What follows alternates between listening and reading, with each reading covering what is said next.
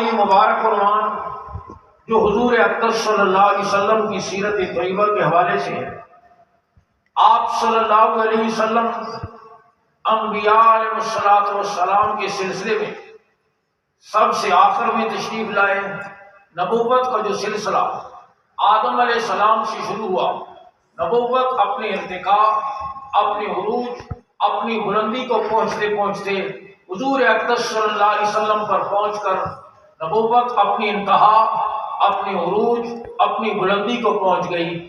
آپ کے بعد قیامت تک کے لیے کسی قسم کا کوئی اور نبی نہیں، اس لیے کہ آپ کے بعد نبوت کا کوئی اور درجہ ہی نہیں۔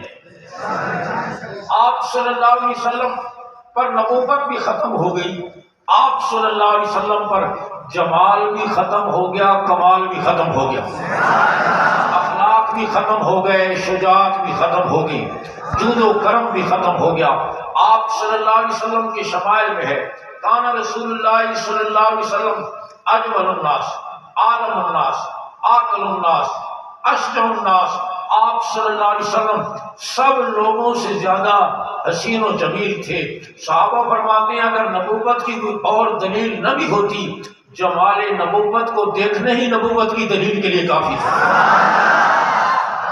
میں اس دن ختم نبوت کانفرنس میں بھی عرض کر رہا تھا، اللہ نے جتنے نبی بھیجے وہ حسن و جمال کے پیکر، اور امام الانبیاء صلی اللہ علیہ وسلم خاتم الانبیاء ہیں تو آپ خاتم الجمال بھی ہیں۔ انگریز کو کھڑا کیا ہوا نبی تھا نا، جس کی ایک آنکھ میں مستقل لوڈ شیڈنگ رہتی تھی، کانا من الکافرین، لیکن اللہ نے جتنے نبی بھیجے وہ سارے جمال کے پیکر۔ آپ صلی اللہ علیہ وسلم پر جمال بھی، آپ پر اخلاق بھی، آپ پر کمال بھی، آپ پر شجاعت بھی ختم ہو گئی۔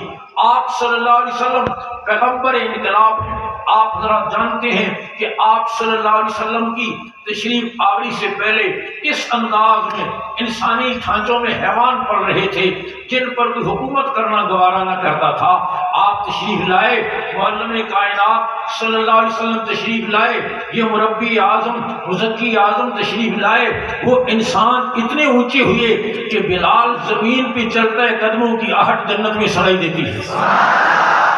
اور رب ذوالجلال نے آپ صلی اللہ علیہ وسلم کے ان شاگردوں کے، صفہ کے مدرسے کے، ان طلباء کے، آپ صلی اللہ علیہ وسلم کے جانثاروں کے، نبوت کے عینی شاہدوں کے اللہ رب العزت نے قرآن مجید میں اور صاف بیان فرمائے، تمغے تقسیم کیے میرے رب نے آپ صلی اللہ علیہ وسلم کے ان جانثاروں اور شاگردوں کے لیے، اولئک هم الراشدون اولئک هم المؤمنون حقا وکلا وعد اللہ الحسنی لهم مغفرۃ واجر عظیم رضی اللہ عنہم ورضوا عنہ۔ یہ آپ صلی اللہ علیہ وسلم کا کمال ہے، شاگرد کا کمال استاد کا کمال ہوتا ہے، اور مرید کا کمال یہ شیخ کا کمال ہوتا ہے۔ حضرات صحابہ کرام کی یہ عظمتیں کہ میرے رب نے ان کے لیے فرما دیا یہ سارے جنتی ہیں، ان کا ایمان معیار ہے اور ان کا اخلاق بھی معیار ہے۔ یہ تربیت ہے اس معلم کائنات صلی اللہ علیہ وسلم کی۔ کل تک جن پر کوئی حکومت کرنا گوارا نہ کرتا تھا، کل جو اپنی بیٹیوں کو زندہ درگور کرنے والے تھے، آپ غور فرمائیں، قرآن کہتا ہے وَإِذَا الْمَوْءُودَةُ سُئِلَتْ بِأَيِّ ذَنبٍ قُتِلَتْ، اپنی بیٹی کو باپ زندہ درگور کرتا تھا، اور آج وہ ساری دنیا کی بیٹیوں کی عزتوں کے محافظ بن گئے۔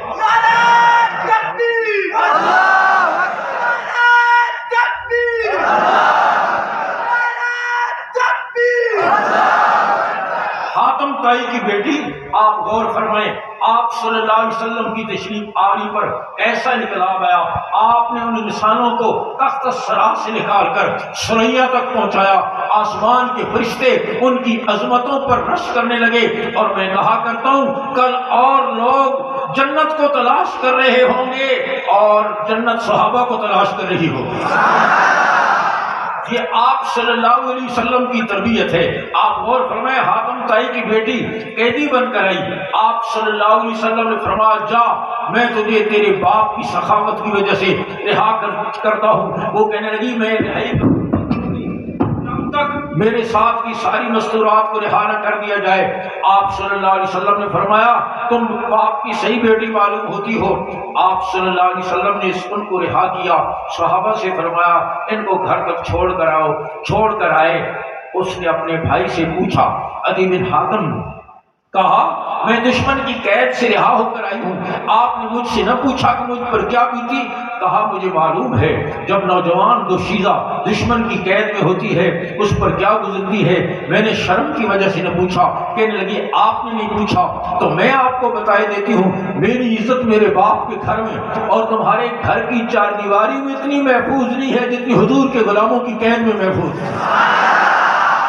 آپ صلی اللہ علیہ وسلم نے تشریف لا کر وہ انقلاب پیدا فرمایا۔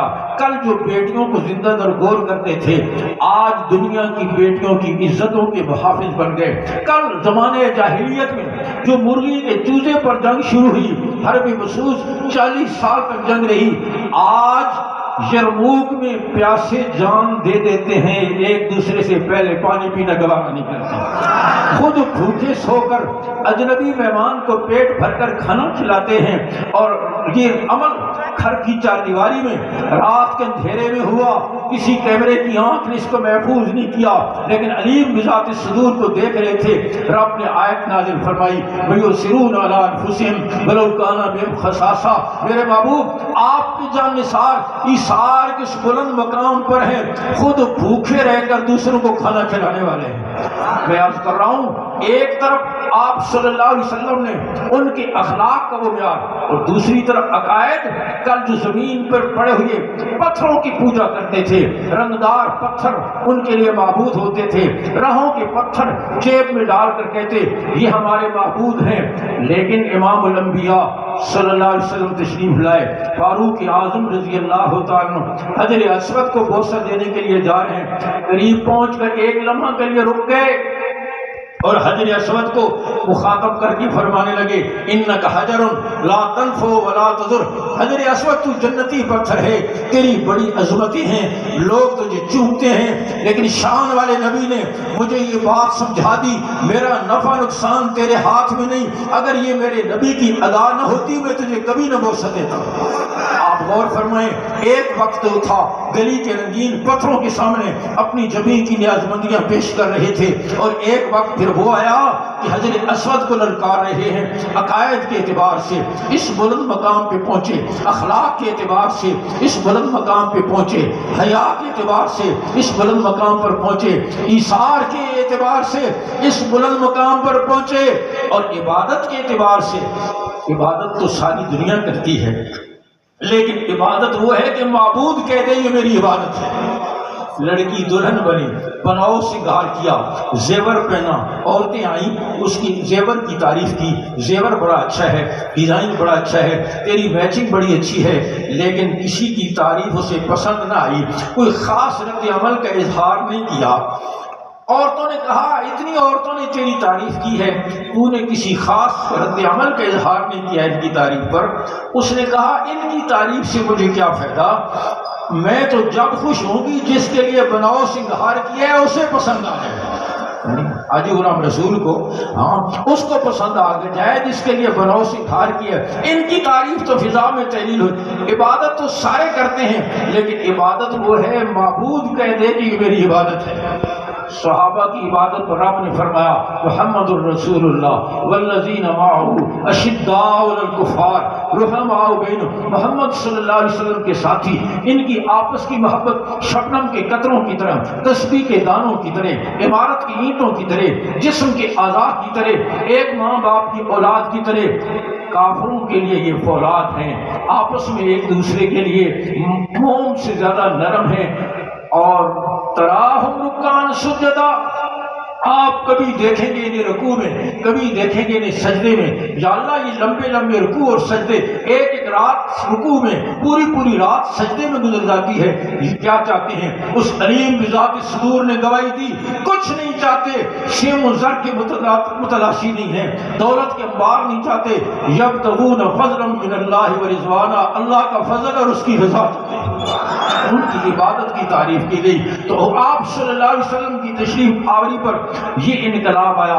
آج ضرورت ہے اس بات کی میرے دوست، جو آخری باتیں میں عرض کر، میرے پاس کھڑے ہیں، شاید مجھے یہ بتانے کے لیے بڑے خوبصورت انداز میں کہ آپ کا وقت ختم ہو گیا، میں جلدی ختم کرتا ہوں کیونکہ اور مہمان بھی موجود ہیں۔ میں یہ عرض کر جس آج کانفرنسیں ہوتی ہیں، پروگرام ہوتے ہیں، سیمینار ہوتے ہیں، جلسے ہوتے ہیں، لیکن میرے دوستو آج ضرورت ہے اس بات کی کہ وہ پیغمبر کائنات رحمت للعالمین صلی اللہ علیہ وسلم مربی اعظم کی تعلیمات کو زندگیوں میں اپنایا جائے۔ سچی محبت یہ ہے کہ ہم کسی کی طرف نہ دیکھیں کہ دنیا کیا کہہ رہی ہے، صرف الفاظ کی حد تک نہ ہو، صرف بولنے کی حد تک نہیں، بلکہ سر سے لے کر پاؤں تک، صبح سے لے کر شام تک، خوشی سے غم لے کر غم تک، عدالت سے لے کر ایوان تک، قدم قدم پر ہم حضور کی اداؤں کو اپنی زندگیوں میں اپنائیں۔ سچی محبت یہ ہے۔ فاروق اعظم نے قمیص پہنی، قمیص کی آستین 1 انچ لمبی نکل آئی، بیٹے عبداللہ سے فرمایا بیٹا چھری لاؤ، قمیص کی لمبی آستین کاٹنا چاہتا ہوں۔ کہا ابا جی کینچی سے کاٹیں، چھری سے ٹھیک نہ کٹے گی، ٹیڑھی کٹے گی، دھاگے نکل آئیں گے۔ نہیں، فرمایا بیٹا چھری لاؤ، چھری سے کاٹوں گا۔ چھری لایا بیٹا، کاٹا، ٹیڑھی میڑھی کٹی، دھاگے نکل آئے۔ بیٹے نے کہا ابا جی آپ نے چھری سے کیوں کاٹی، کینچی سے کیوں نہیں کاٹی، ٹیڑھی کٹی ہے، دھاگے نکل آئے۔ فرمایا بیٹا یہ بات نہیں ہے، بات یہ ہے امام الانبیاء صلی اللہ علیہ وسلم نے قمیص پہنی، آپ کی قمیص کی آستین لمبی نکل آئی، میرے آقا نے چھری منگوا کر اس کو کاٹا۔ آج خوش قسمتی سے میری قمیص کی آستین بھی لمبی نکل آئی، میں نے چاہا چھری منگوا کر کاٹوں، ٹیڑھی میڑھی کٹے گی، دھاگے تو نکل آئیں گے، نبوت کی ادا تو پوری ہو جائے گی۔ عاشق یہ دیکھتا ہے میرے محبوب کی ادا کیا ہے، یہ نہیں دیکھتا دنیا کس طرف جا رہی ہے، ہوا کا رخ کس طرف ہے۔ اور میرے دوستو قیامت تک کے لیے آپ صلی اللہ علیہ وسلم کی اداؤں میں قیامت تک کے لیے اللہ نے عزت بھی رکھی ہے، عروج بھی رکھا ہے۔ ہمارے ایک شاگرد برطانیہ سے یہاں پڑھنے کے لیے آئے، وہاں کے نیشنل ہے، اب امریکہ میں وہ مدرسہ چلا رہے ہیں، بڑا خوبصورت نوجوان ہے، خوبصورت داڑھی، خوبصورت پگڑی، لمبا کرتا، سلوار ٹخنوں سے اوپر، کندھے پہ چادر، ہاتھ میں تسبیح۔ اسی حلیے میں وہ امریکہ کے اس نے خود مجھے سنایا کہ میں امریکہ کی معروف شرح پہ جا رہا تھا، ہزاروں گاڑیاں منٹوں میں گزر رہی تھیں، سینکڑوں لوگ 3 پیس سوٹ اور قیمتی لباس میں جا رہے تھے، کسی کو کسی کی طرف دیکھنے کی فرصت نہ تھی۔ ایک گورے نے مجھے دیکھا اور دیکھتا ہی چلا گیا، اس کی نظر مجھ پہ ٹک گئی، پھر میرے قریب آ کر بڑے حسرت سے پوچھنے لگا آپ شہزادے ہیں، پرنس ہو؟ کہا شہزادہ نہیں ہوں، مسلمان ہوں۔ کہنے لگا مسلمان ہو تو پھر تو شہزادی ہو۔ کہا اتنے لوگ میرے سامنے سے گزرے قیمتی لباس میں، کسی کی طرف میری نظر نہیں اٹھی، تیرے اس حلیے نے مجھے اپنی طرف کھینچ لیا۔ اور کیوں کھینچ لیا؟ اس لباس کی نسبت تھی حضور صلی اللہ علیہ وسلم کے ساتھ۔ آپ صلی اللہ علیہ وسلم کی اداؤں میں اللہ نے قیامت تک کے لیے عزت رکھی ہے، قیامت تک کے لیے عروج رکھا ہے، قیامت تک کے لیے اللہ کا قرب رکھا ہے۔ اور حضور صلی اللہ علیہ وسلم کی اطاعت کا راستہ یہی جنت تک جانے کا مختصر راستہ ہے، محفوظ راستہ ہے، آسان راستہ ہے۔ نیت کریں انشاءاللہ ہم معاشرے میں آپ صلی اللہ علیہ وسلم کی لائی ہوئی زندگی کو، عبادات کو، اعمال کو، اخلاق کو، اداؤں کو انشاءاللہ ہم عام کریں گے۔ آپ نے مہاجرین اور انصار کو جوڑ کر، کالے اور گورے کو جوڑ کر ایسا محبت والا معاشرہ قائم کیا۔ آج مسلمان کے خون کا پیاسا ہے، ایک مسلمان دوسرے مسلمان سے خائف ہے۔ ایک جگہ پر ایک شعر لکھا ہوا تھا، آج کے حالات پر بالکل صادق آتا ہے، سپیروں نے سانپوں کو بند کر دیا یہ کہہ کر آدمی کو ڈسنے کے لیے آدمی ہی کافی ہے، تمہاری ضرورت نہیں ہے۔ اب یہ کام محمد دین طارق محمودی کرتے رہیں گے اور اچھا کر رہے ہیں۔ میرے دوستو آپ صلی اللہ علیہ وسلم نے جو محبت کی لڑی میں پرویا، ان محبتوں کو عام کیا جائے، اس اخلاق کو عام کیا جائے، اور اس پاکیزہ زندگی جو آپ دے کر گئے، آپ نیت کریں اس پروگرام میں۔ اور MSO بھی اسی کی کوشش کر رہی ہے کہ حضور صلی اللہ علیہ وسلم کی مبارک زندگی عام ہو، صحابہ جو نبوت کے عینی گواہ ہیں ان کی عظمت اور آل بیت کی عظمت اور ناموس کا تحفظ کیا جائے۔ اور آج اس پروگرام کے حوالے سے میں یہ بھی عرض کرنا چاہتا ہوں کہ قومی اسمبلی اور سینٹ نے جو ناموس صحابہ اور آل بیت کا بل پاس کیا ہے، پاکستان کی قومی اسمبلی جس کی عمارت کے ماتھے پر کلمہ طیبہ لکھا ہوا ہے، اس اسمبلی نے اور سینٹ نے ناموس صحابہ اور ناموس آل بیت کا بل پاس کیا ہے اور اس کو سرد خانے میں ڈال دیا گیا ہے۔ آج ہم اس پروگرام کے حوالے سے مقتدر قوتوں سے، خواہ وہ صاحب اختیار ہوں یا صاحب اقتدار ہوں، مقتدر قوتوں سے کہتے ہیں اس کو فوری طور پر بل پر دستخط کروا کے اور ناموس صحابہ اور ناموس اہل بیت کے تحفظ کو قانون بنا کر پاکستان کی دھرتی پر نافذ کیا جائے۔ آپ کو یہ بات منظور ہے؟